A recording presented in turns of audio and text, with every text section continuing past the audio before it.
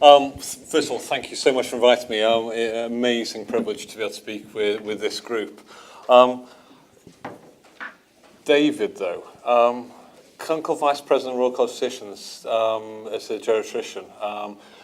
David is the country's, I believe, greatest advocate for older people, the voice of older people.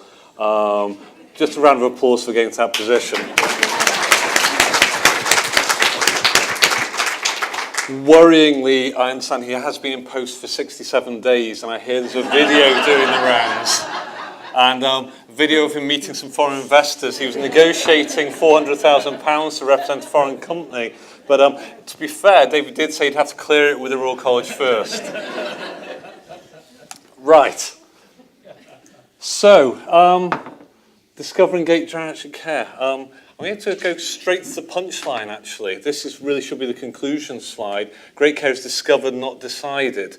And I'm going to actually correct David because he said he's tweeted some of my work, and he hasn't. What he has actually tweeted is the work of absolutely amazing health and social care staff in Sheffield discovering a different way to deliver the services that they work on. And this is profound for me when I started to understand and learn about quality improvement and the science behind it. Before that, I thought the executives sitting in leather and wood offices made decisions that influence the healthcare system. Actually, it's not. It's actually by enabling our frontline staff to discover better ways of working. Like David, I acknowledge there are different tools. Policy levers and financial levers can be powerful. But what I'm going to share is I think this is potentially the most important and powerful way to change our healthcare system. So some context. Sheffield, UK's 5th biggest city, population 580,000 for secondary care. We're Europe's greenest city. It's not like the Full Monty really now. We have more trees and green place than any other European city per capita. But to be fair, it is socioeconomically challenged. We had the steel industry and the coal industry in the 70s and 80s. Those both collapsed. And the long-term condition disease burden of those is still very much present in the older population. We have a single vertically integrated adult provider. We have a single social care provider and a single CCG with coterminous boundaries. My employing organisation, Sheffield Teaching Hospitals, is one of the largest FTs, about £1 billion turnover and 16,000 staff across the hospital and community. This is my only policy slide I'm going to share, and Dave's already talked about the money and the challenge. 6 years of austerity is really challenging us. This is the healthcare version, age adjusted, showing just how difficult things are. 4.3% increase in healthcare inflation each year with no extra money. It's already getting really challenging. I haven't got a social care version of this, but it would look even more challenging because of what they've been through over the last 6 years. And integrated for me is not about organisations and structures, it's about the care experience, and my patients, my customers, they actually just want an integrated care experience without seeing those boundaries between health and social care, and at the moment the austerity is causing them, I'm sensing across the country. Again, I highly recommend the Nuffield Trust King's Fund report published last week. So, back to Sheffield, what have we been doing? Well, if we're facing a challenge, as a doctor, I take a history, assess, diagnose, before I think about any treatments. So let's look at some data about Sheffield. This isn't now, this is when we started to face the challenge 5 or 6 years ago. This is a control chart, and I apologise, no, I'm not going to apologise. I'm showing lots of these charts with wiggly lines on and things. These are called control charts. This is 1,200 consecutive discharges from geriatric medicine in Sheffield on the x-axis. So the x-axis actually represents time. As we go across its time, the y-axis, the thing we're measuring, is going to be the same on all these sort of charts I show. What's this one show? It shows the length of stay of those 1,200 patients. And you can see that there's a line across it here, the control limits, the control for what this system should be running within. And you'll see there's lots of patients going above that. So to understand those better, we pulled out the notes of 23 of those patients, and myself and a colleague spent 2 days sitting reading every single page of those notes. these especially long-staying patients from geriatric medicine. What was it about them that was causing them to stay so long? And those patients, those 23, together spent over 2,500 days in our organisation. Reading through their notes, what we looked for primarily was the day in which the multidisciplinary team, led by consultants, said this patient's finished their acute hospital care, and then we compared the two, what actually happened and what was the potential. If those patients had left within 24 hours of the hospital signalling we've added the value the hospital should add, they'd have spent less than 600 days in the hospital, but they actually spent 2,500 days. There was more granularity to it than that, though, because we saw in many of them there was a window of opportunity within the first week, often day 2 or 3. And so that was concerning. Our system wasn't able, we saw with Mrs. Andrews' video, we were missing these opportunities. And of course, as Dave's just described, then having a long stay in hospital, immobilised and such like in an unfamiliar environment is not a good thing for getting back to independent living. Numbers weren't enough alone, though. So numbers can be dismissed as anecdote and a dry. So we wanted to add patient story. So I recognised one of the patients 6 years ago on the ward as somebody who had been under my team a few years before with diagnosis dementia process, and he'd spent 3 years living independently with some home care, the memory clinic and his family support. I spotted him in hospital and just opened his notes and read them. And his carers had gone in one morning and found him on the floor and were worried about him, so sent him to our emergency department. Not unfamiliar. And the emergency department had done what they're very good at. They'd x-rayed him, make sure he'd not broken anything, done some baseline tests, and he'd gone to what was then an acute medical unit for the night and was seen by the clinical director of geriatric medicine, the most senior geriatrician in the city the next morning. And that geriatrician wrote in Mr. P's notes, hospital care complete, you can go home today. But our system wasn't able to deliver what Mr. P needed on that day. And 71 days later, we transferred him into a care home for the remainder of his life. I saw him about day 50 or 60 on the ward, and so I was already uncomfortable reading this. So I phoned his son up and said, Mr. P has dementia, so he can't really tell me about what's been going on. Would you mind if I could just have a chat with you about what it's like being a relative of one of our patients?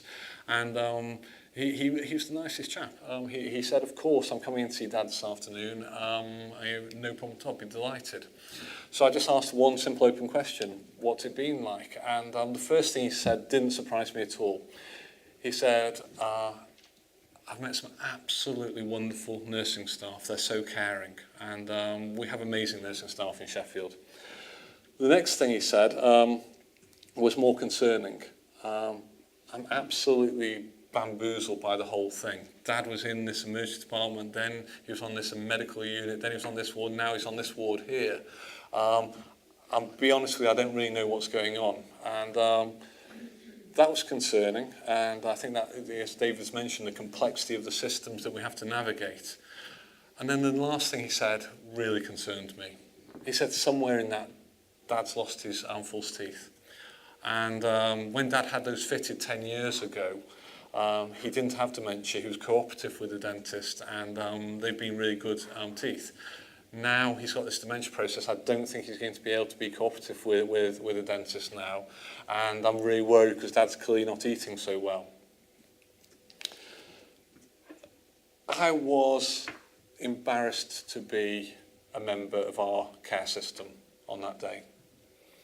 So we collected a lot of data. We process mapped our system. We really diagnosed and got to understand it. And we needed leaders to give us permission to start a journey. So I invited them, no red carpet, just one-to-one, got the chief exec's permission, and he came first. Walking on a geriatric ward with me, looking at our data, looking at the big picture, and then standing at the end of the bed of some of our customers. They all came, our chairman, our finance director, the chief exec of social care, the chief exec of the MPCT. They were all really lovely people. I was astonished how often they would reflect back a personal story of their family. I recognise what you're saying, that happened to my aunt. I see that happened to my dad. Often not in our city, families living elsewhere across the UK. And gradually there was the voice raised loud enough that we got permission to change things. So we needed a methodology to do that. So I'd been trained in the improvement science, which was really helpful, and so we looked to an organisation who's really good at redesigning complex things, because boy, is this complex. This is just acute geriatric care going through a hospital. And so Toyota are really good at designing complex things. They set up a methodology in 2001 called Ubeya. It's a Japanese word which translates roughly to big room or war room. And in 2001, they brought together the staff involved in designing a car, the then 2003 Corolla. Those staff brought with them the knowledge and experience of previous car designs, and they interacted in regular meetings in prototyping and testing each element of the car to get it improved to a level whereby they then launched this. In a car, it's obvious the person prototyping all the parts of the engine's got to be interacting with the person testing and improving the gearbox, the dashboard, and so on.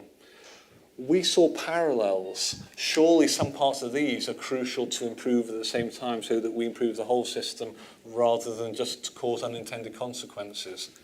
So this is the theory behind it. But we knew we couldn't walk into a set of health and social care staff and say, we're going to do some Toyota redesign and use Japanese words like Ubeya, so we translated everything.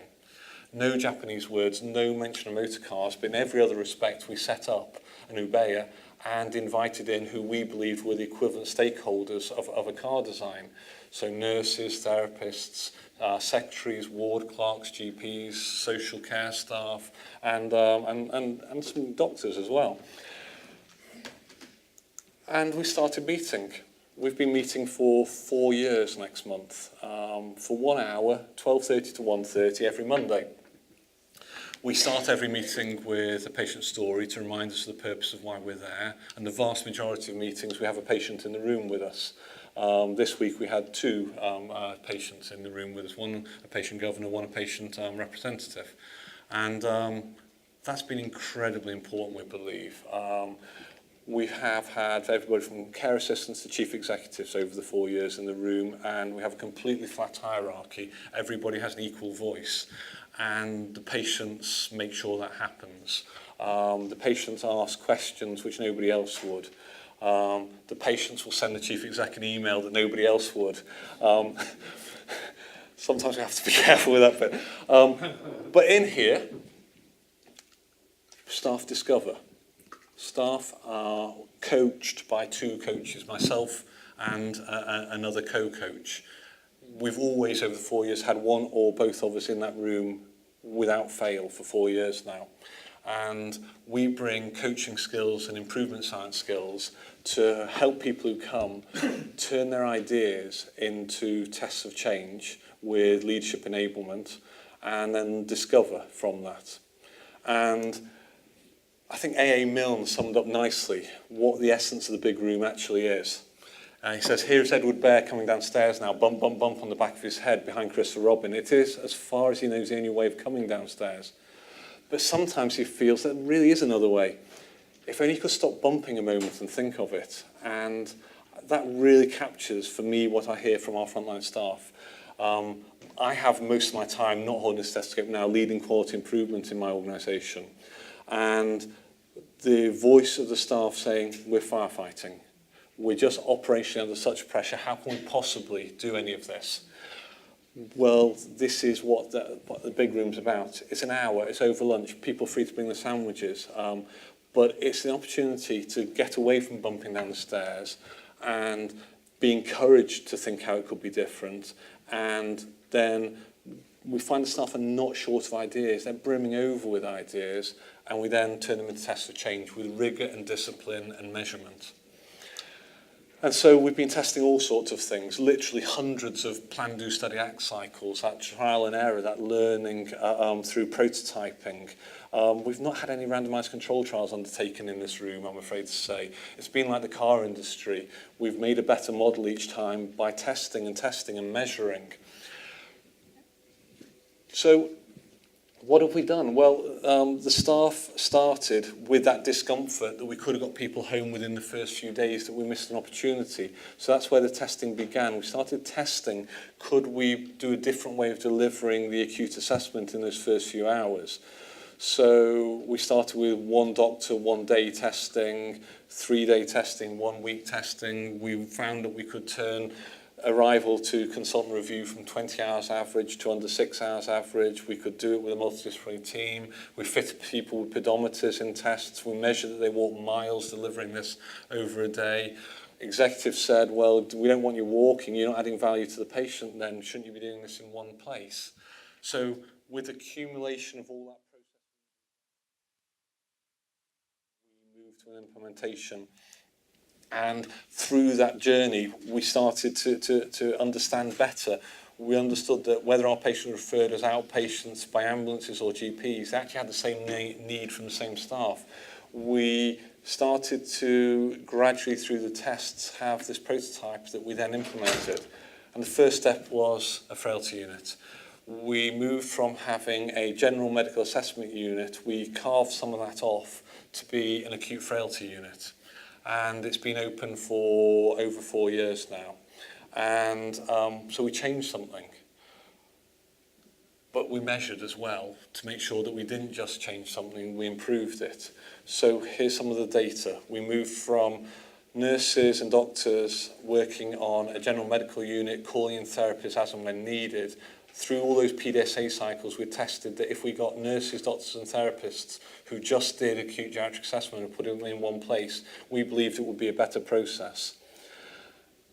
So when it opened, the opportunity to get home within a day of coming into hospital increased by 34%.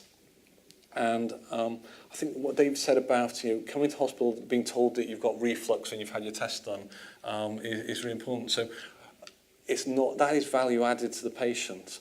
And one part of this whole journey, I'm cramming 5 years into 45 minutes here, so we actually involved GPs from the beginning, our commissioners, in effect. At no point have we had pushback saying, you're doing hospital at home. We're not. We're trying to take out the waiting time out of the hospital. So this increase, nobody pushed back and said, should they have come to hospital at all? Surely if they're going home within a day now. No, what this is actually about turning 3 or 4 days into 1 day, 16 days into 9 days and such like. Length of stay for the whole of the geriatric medicine department. Again, the x-axis is always time here, the y-axis is length of stay. We saw length of stay for the patients going through that frailty unit at whole system level for a year reduced by 4 days. A geriatric medicine day in Sheffield in the acute hospital costs about £300, so this is £1,200 less cost to the hospital for providing that episode of care.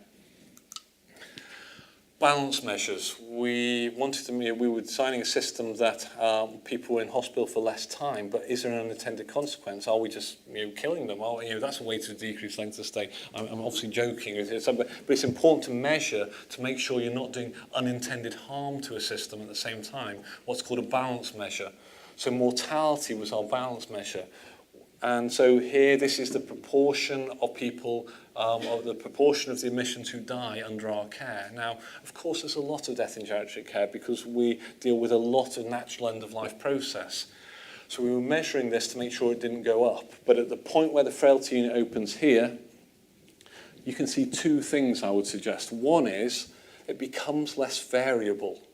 It's much less wiggly, can I suggest, on the right-hand side of the graph than the left-hand side, because we've moved to a much more standard process. The older people coming through are getting nurses, therapists and doctors who just do acute geriatric assessment, and that's what they do day in, day out. The nurses weren't particularly happy week one, it's fair to say, when we opened the Frailty Unit. There was a little bit of voice in the background of, I didn't take a job like this just to look after older people. Just a reflection of that. Within a month or two, that voice disappeared. By doing the same thing day in, day out, they actually gained mastery.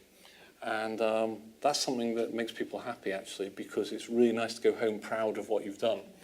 And the nurses are spectacularly good at acute geriatric assessment now on the Frailty Unit. They fundamentally understand wandering dementia-type behaviour.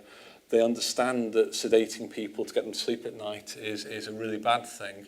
I can't think when the last time I saw a sedative medication being prescribed on the Frailty Unit happened, and yet on our acute medical unit back before 4 years ago, it did happen at times. So the nurses have got really, really good at it, and this is what happens. Actually, we saw a drop in the mortality rate. Not only was it a much more efficient way to work, getting more people home within a day, actually less people died. This isn't all HSMR. I want to add a little moment of balance there. The HSMR has dropped. It's about half of the benefit, but the other half is actually getting people home for their natural end-of-life process more effectively. We checked in with the GPs all the time with this and said, how's this feeling in the city?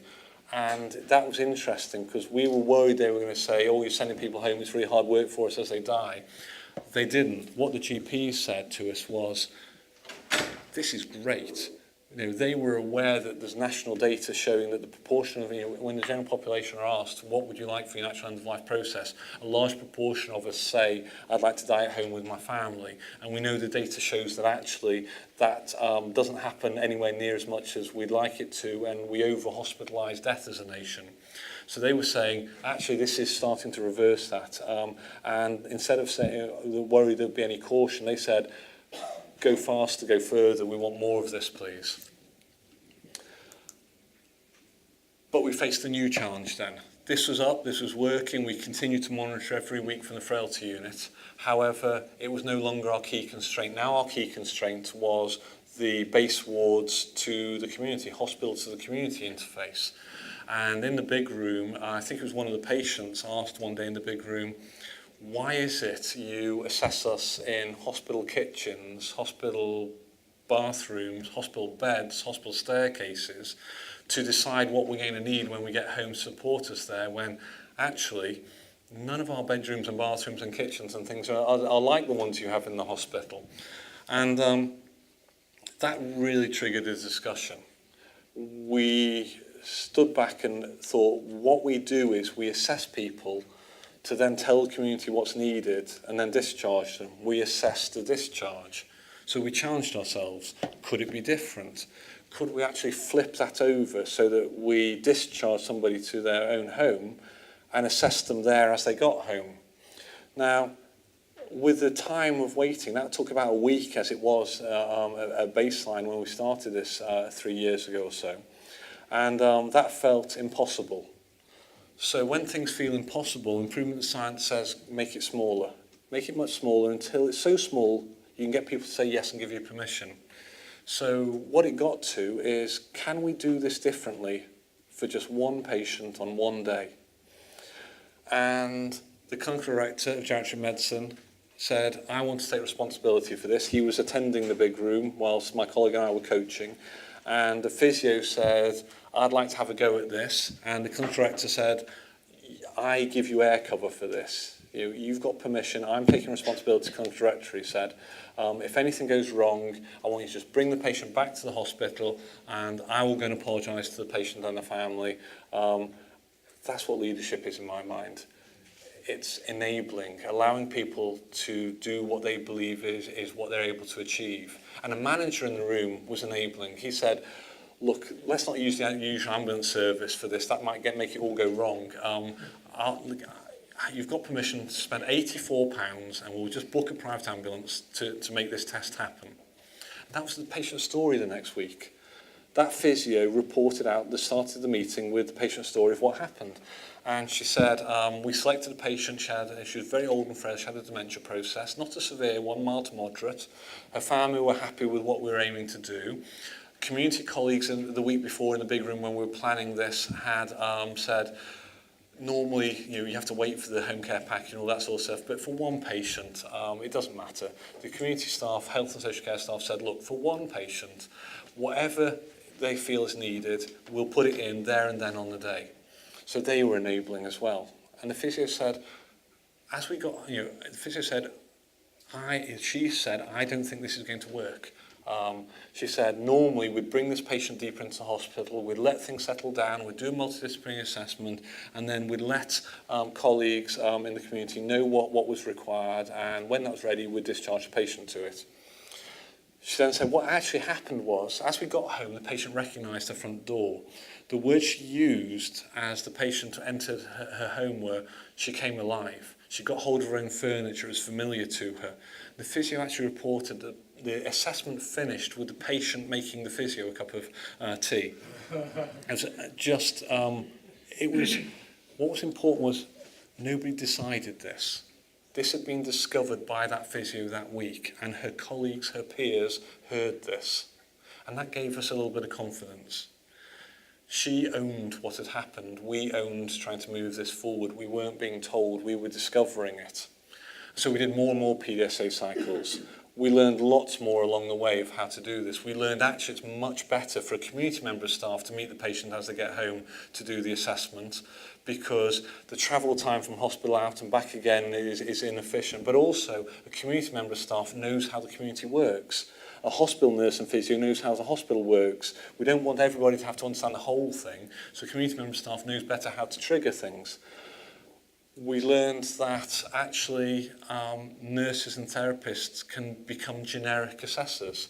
Sheffield Hallam University, our local university, the biggest trainer of nurses and therapists in the country, worked with our community group to design a new course, a competency-based course in generic assessment. So we've trained a set of staff who are these generic assessors now in the community who go in and do this generic assessment as the patient gets home.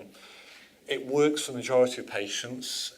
If they identify something which needs a different professional skill set, they have that available to them to call in. We got to a point of confidence to be able to convince the city that this was something to invest in.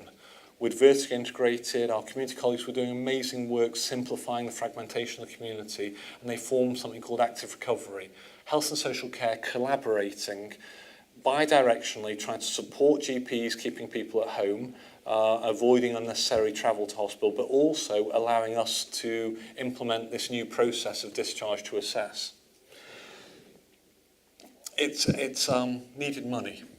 We knew that actually this was going to require more home care capacity. So when we had enough data to convince the city, about £1.5 million was transferred into the community to expand the pool of what we call rehab assistants.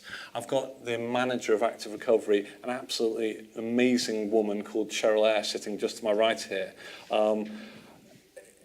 I'm sure you're sitting there thinking about operational questions about this, because I'm just this geriatrician stuck in the hospital and I can't answer those, but Cheryl can answer all the sort of detailed questions that are springing into your mind now. She's amazing. She's running a workshop twice after this. So that got us to a point of having now the capacity to be able to meet the needs of the assessment as we were discharging people from hospital. So we changed something. We measured it. Did we improve things? Here's the data.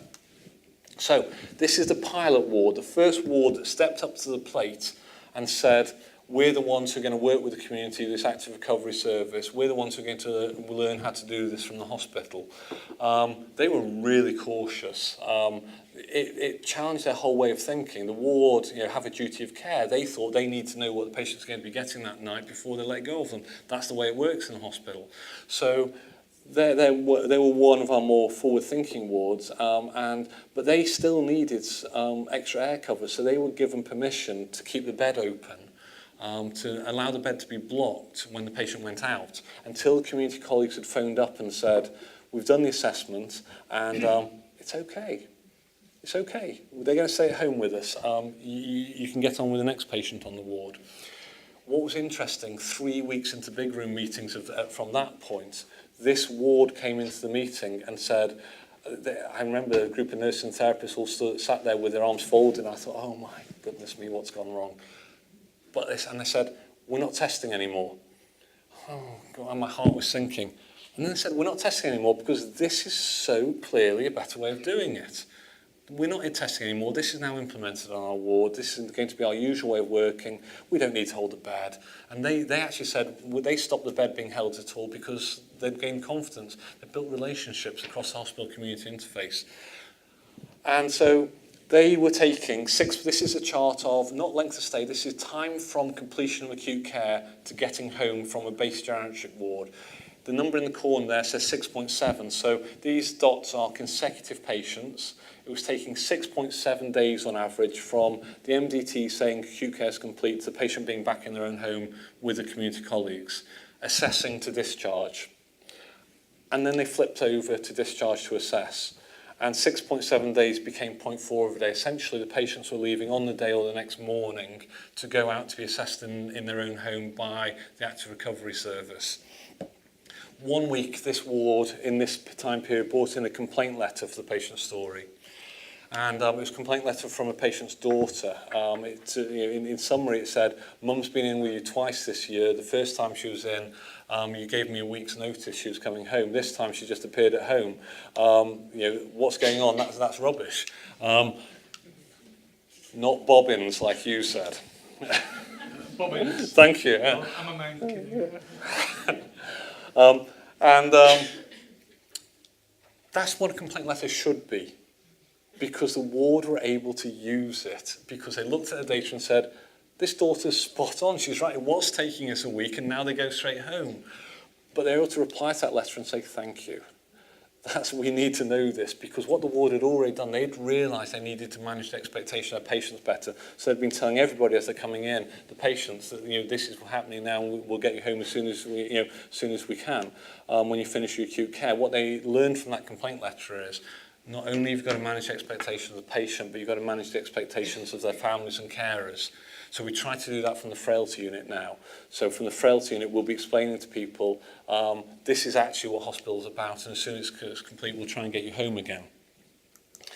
This is a whole year's worth of the data for that ward. From the split point is where there's a statistically significant change in length of stay, where discharge to assess was implemented.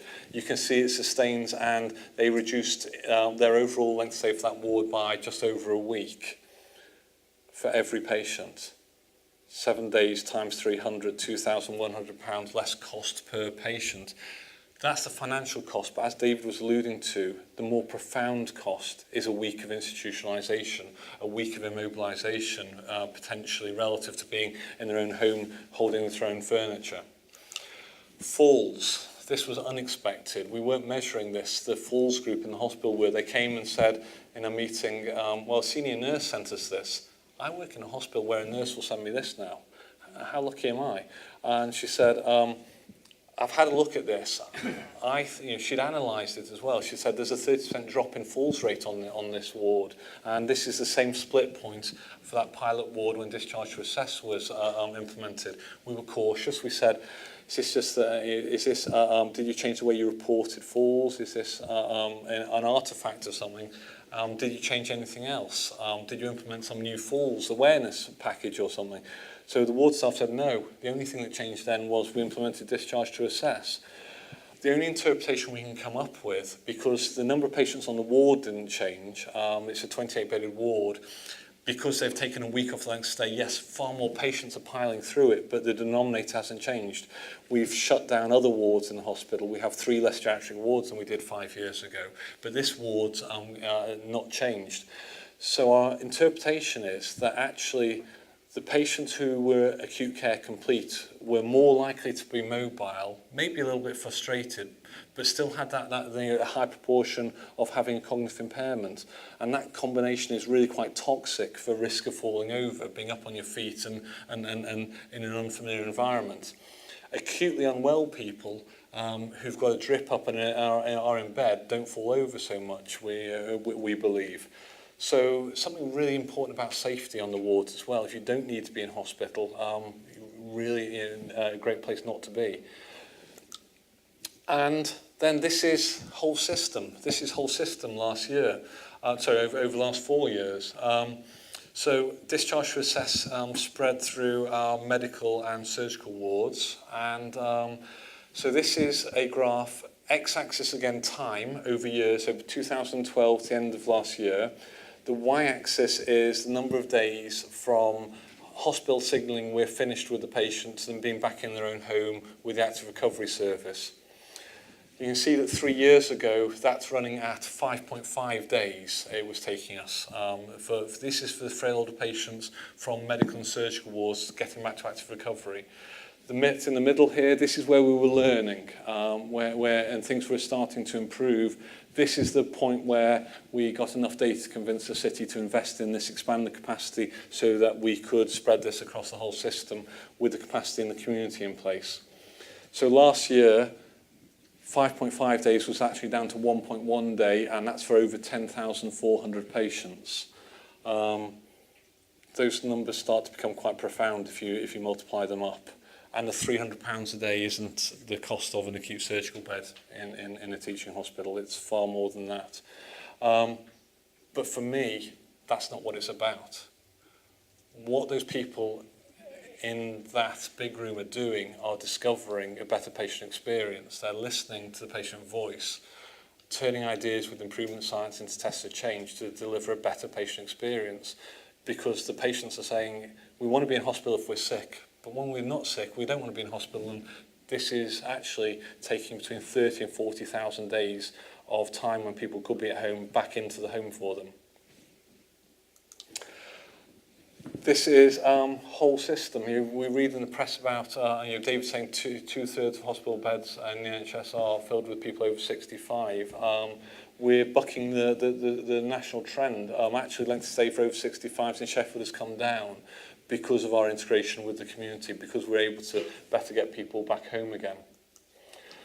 This is a quote from an occupational therapist who sat in the big room one day and just said, "This has changed the way we think."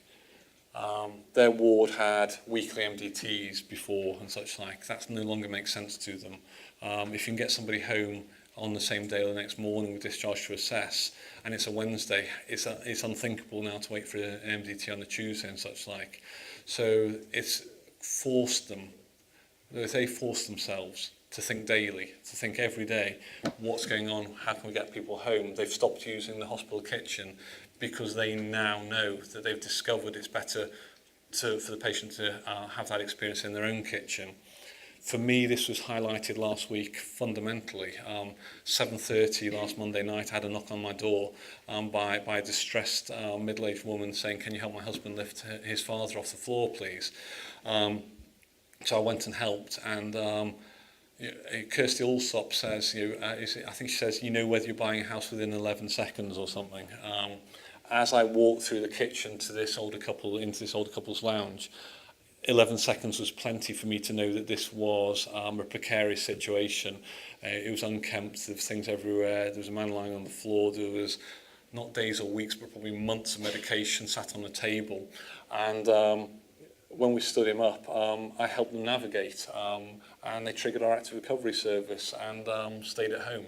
So where we're talking about discharge to assess, two things from that. One is this is bi-directional.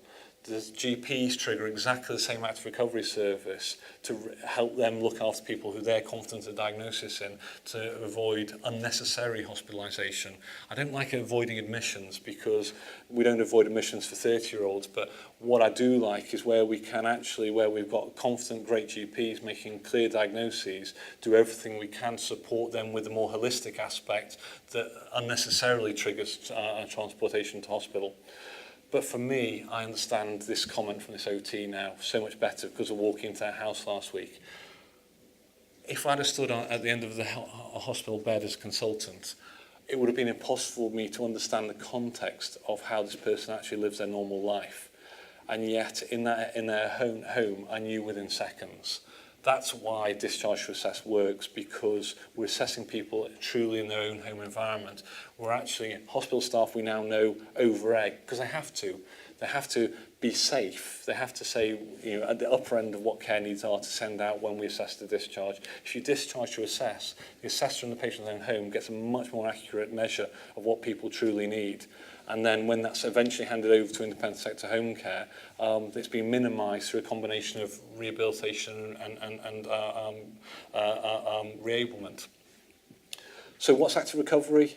It does the assessment as patients get home, and then it has available to them a portfolio: equipment, home care, and ongoing rehabilitation, bespoke, tailored for each person as they get home. If you come to the workshop, Cheryl will share far more detail about this operationally, but it's a privilege to work in a city with it operating now. So, this isn't a project. 4 years next month we've been meeting in the big room. There's no end point. So what are we doing at the moment? Well, the Frailty Unit is continuing to discover. It's hitting its highest ever discharge rate now, and it's trying to move further and faster. It's really confident of the process it's got designed, and the hospital's now committed to giving it a brand new physical environment to do it in as well. What are we doing in the big room? We're going further. When we re-evaluated our system last year, we found that patients who are far too complex for discharge to assess, actually we remain not very good at understanding whether they need to go into care home or go back home from the hospital. So we're testing something called wraparound discharge to assess now, where we take these even more complex patients home and wrap around 24-hour care around them for 3 to 5 days to understand that uncertainty, to turn it into certainty. Can this person stay at home and be a normal active recovery patient, or actually can we learn within 3 to 5 days that actually they can't stay at home and they do need to go into a care home? It takes us weeks in the hospital to get around that uncertainty, because we're trying to do it in a hospital environment. We're still learning, we're still discovering here. We've not got it yet, but boy, have we learned a lot in the first 12 patients that we've tested. And what we're confident of is that all 12 of them had a better patient experience, and we're going to carry on moving forward with that to discover new ways of optimising that chance of being independent living at home. The journey just simply continues. So, how do we get better at making patients better? It's not executives in boardrooms, I'm afraid. It's actually leadership enablement to help us discover it, own it ourselves as frontline staff. And I think there's a very important message here. What I'm sharing is not a solution. What I'm sharing is a journey. And context is really important. What I'd hope is you see some of the ideas, some of the ways we've gone about things, because you can't, part of why things have been successful is because of the way we got there rather than the endpoint itself.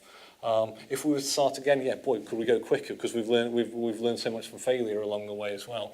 And that doesn't come out so much when I share this in 45 minutes. 5 years has had a lot of failure along the way there. We've learned lots of things not to do as well.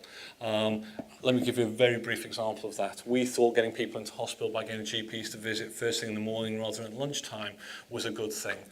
Rather than doing a solution, what we actually did was assessment and diagnosis. So we went out, we worked with our GPs, and we actually learned that they have to do 33 home visits for every one patient who's admitted to hospital. So it very quickly became clear that it was a nonsense approach, trying to get GPs to visit 33 extra people just to get one patient to hospital a couple of hours earlier. Fundamentally the wrong thing to do.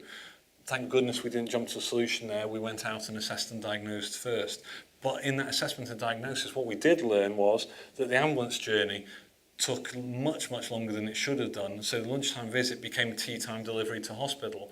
So while we're doing the diagnosis, we knew that we shouldn't try to change every GP in the city. I'm not sure they'd have been too accommodating to that, but what we should do is actually try and get the transport going. So we convinced the city to invest in more transport, turn 4 hours into 90 minutes. I'll stop there. Thank you very much.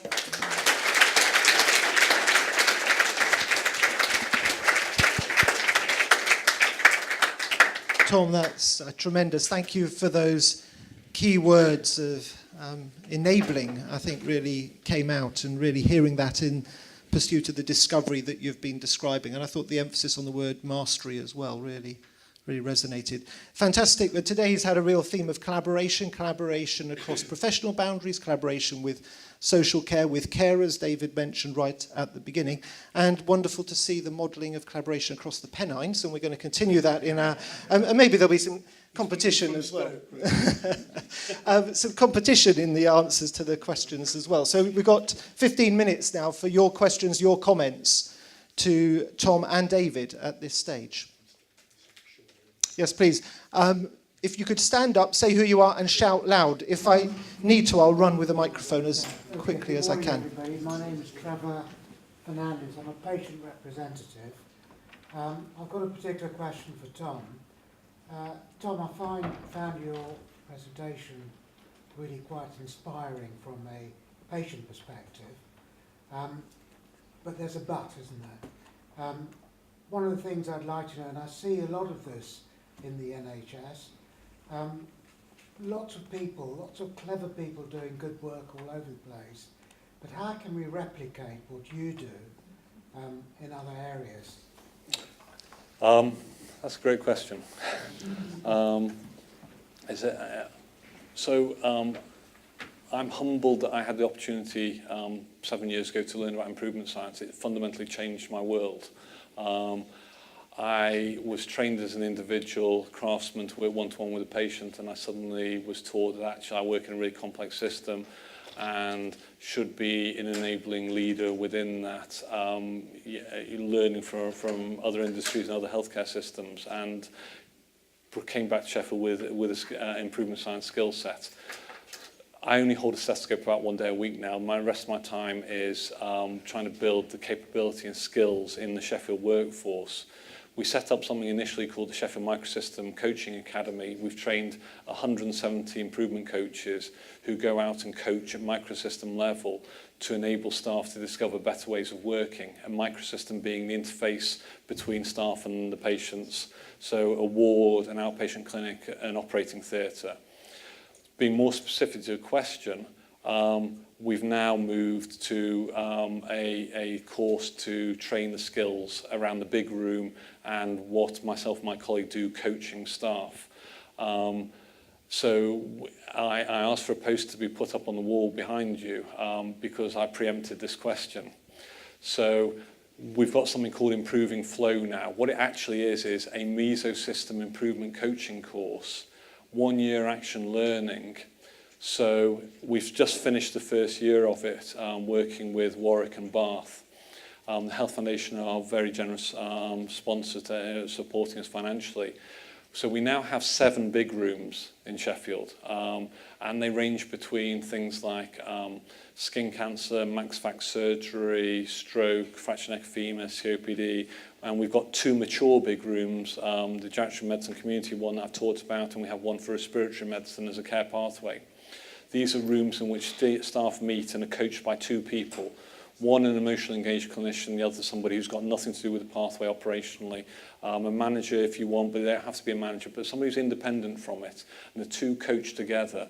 And we train them with the stuff that I've shown, the improvement science, the time series data, the skills to do that, over a 1 year action learning course. We start again in January. Imperial and Northumbria will be joining us, and we're working with a team called the International Centre for Social Franchise to try to spread this horizontally with franchises across the NHS.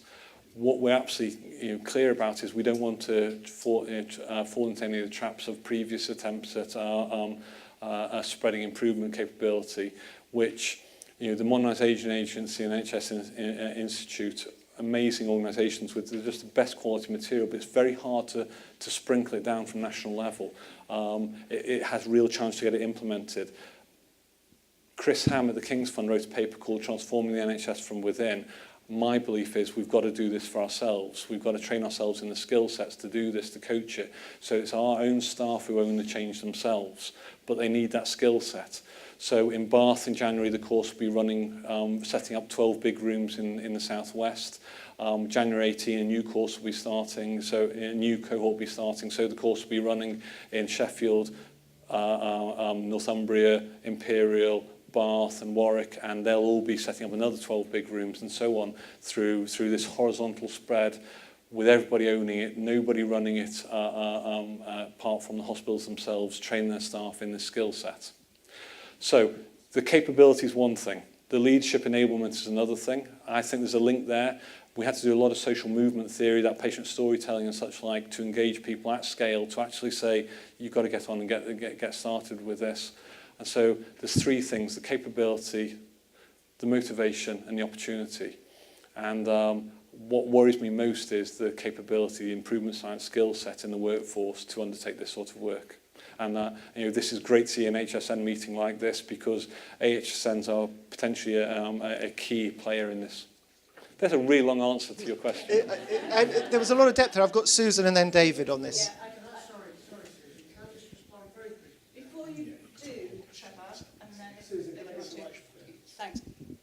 It's just to say, on a local level, I know Tom's referred to the programme that they're running, but on a local level, teaching those skills is something that the AHSN and the team in the room can talk to you more about. So we would expect to be able to help you by teaching you some of the techniques that colleagues have spoken about during their presentations this morning. And we'll tease that out a little bit in some of the breakout sessions. You've got the opportunity to go and learn more about QI techniques from Alison's session, from measurement techniques, those wiggly lines that Tom put up through Sally's session.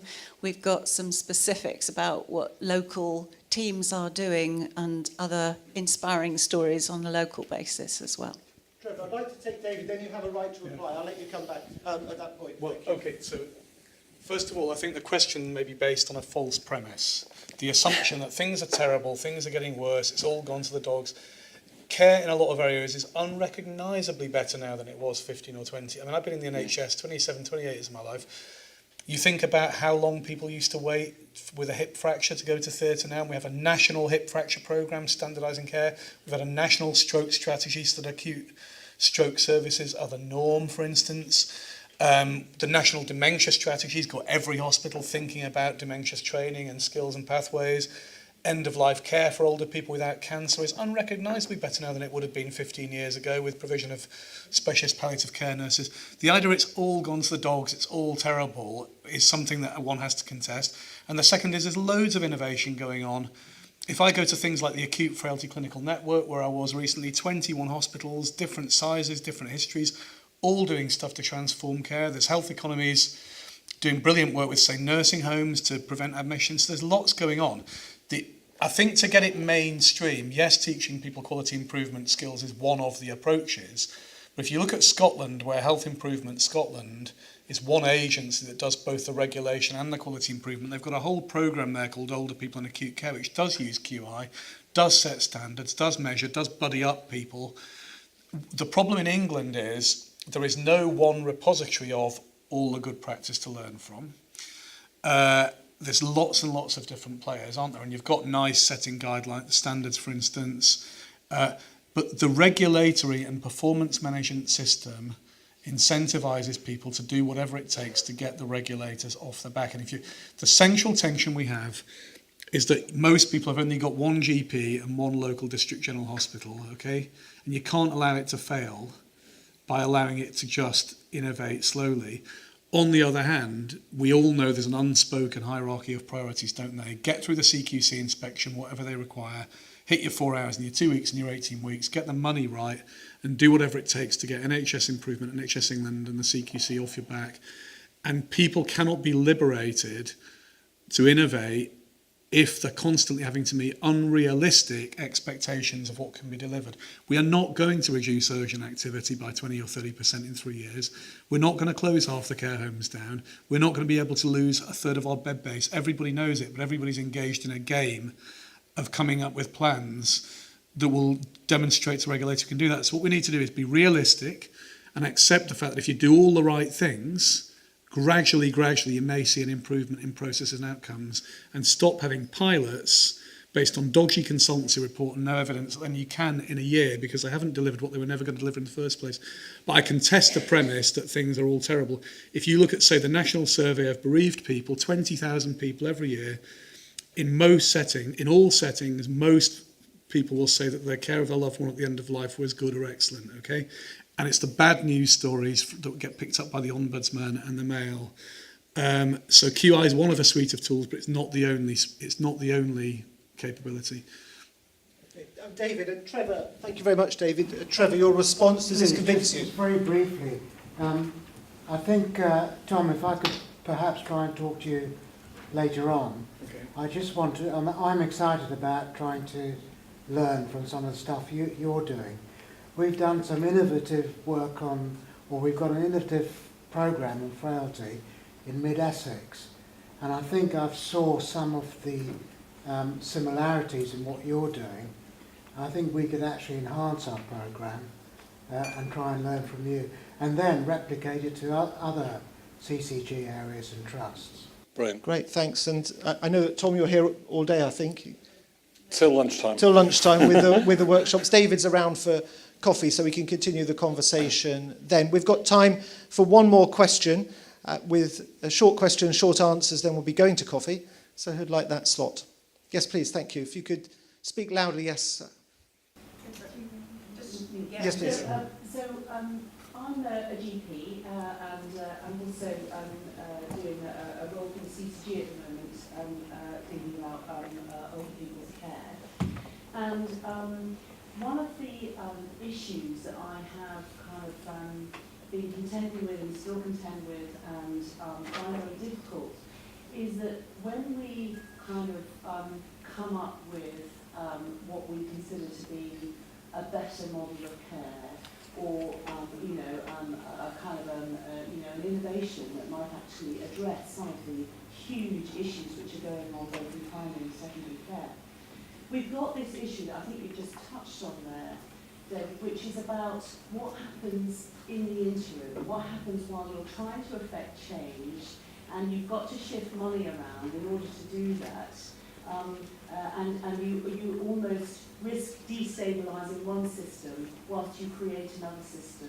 That for me is just a really big challenge, because the books have to balance, don't they, every year.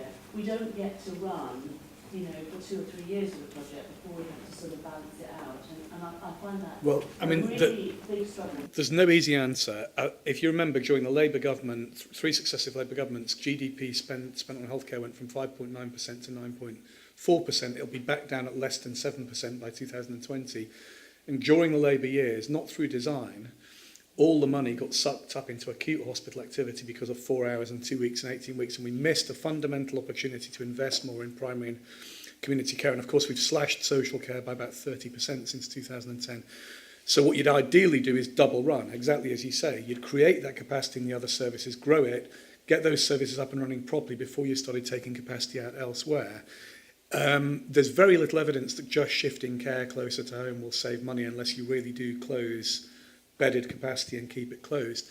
So I don't have easy answers. The only thing I can say is there are parts of the country in certain parts of services where they've innovated with no additional money and no additional staff, just by doing things differently, and it's worked for them. And I think, though, from my point of view, it'd be those kind of ideas. So I've just picked one example up in Sandwell in the West Midlands. They decided for themselves to have one point of access to every community service and put all the community services stuff from fall prevention to cardiac failure nurses to nursing home support to discharge to assess under one umbrella, scrap paper-based referrals, do it on a phone call from a trusted assessor, and it's been win-win for everyone without any more staff, without any expenditure, because they decided to do things differently. And loads of other examples I can think of like that. So the question is, have you got a permissive culture where staff are enabled and supported to do that? And I'm afraid if you're going to spend 3 years preoccupied with contracting out community services and a tendering process, it paralyses everyone, doesn't it? So I don't, this is not the situation we're in, but I wish that the centre would stop putting unrealistic expectations on localities and let them innovate without that pressure, because people will game and they will do whatever it takes to demonstrate the savings that they know they can't achieve. And I'm not trying to depress you, but there's no easy answer to that. And Tom, you've been doing this. How did it happen? I mean, I obviously agree with everything they've said there. The answer, I believe, is not to jump straight to a business plan solution.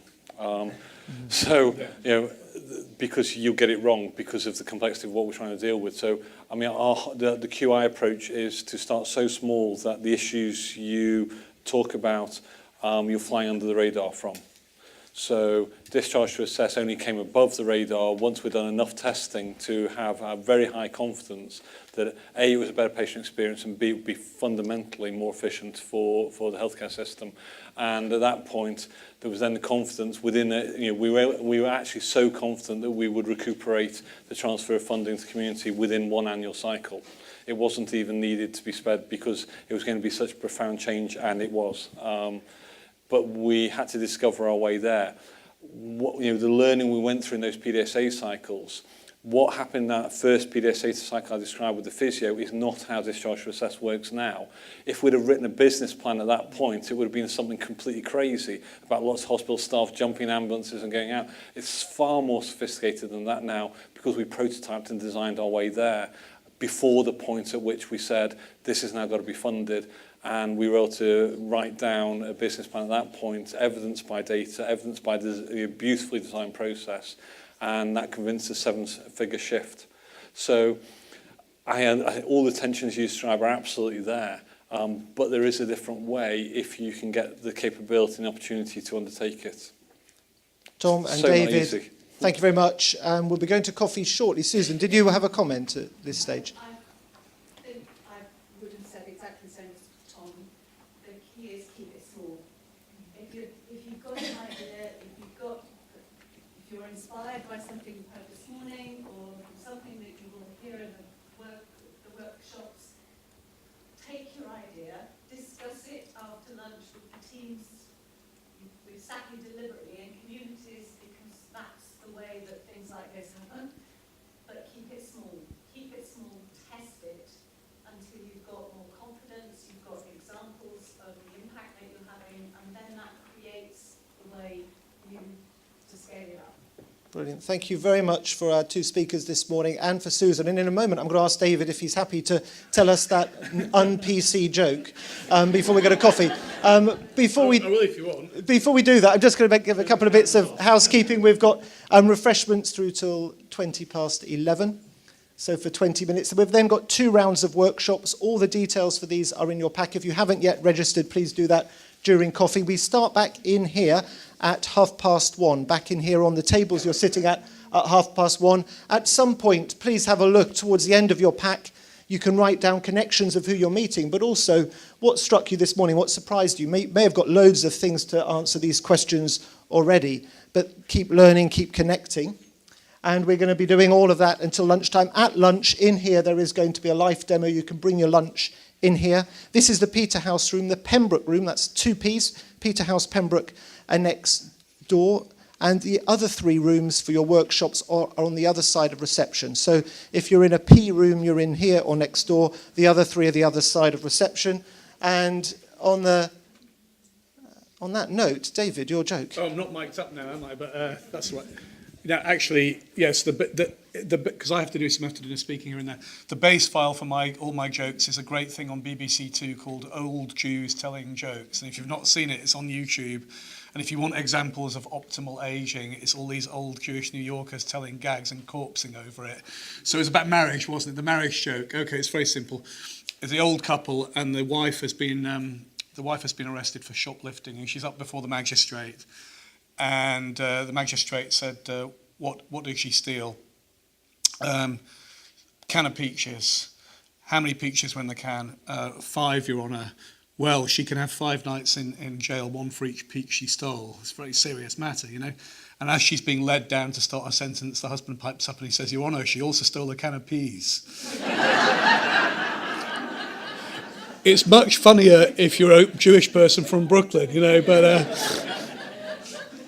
There you go. We found your level, haven't we? So.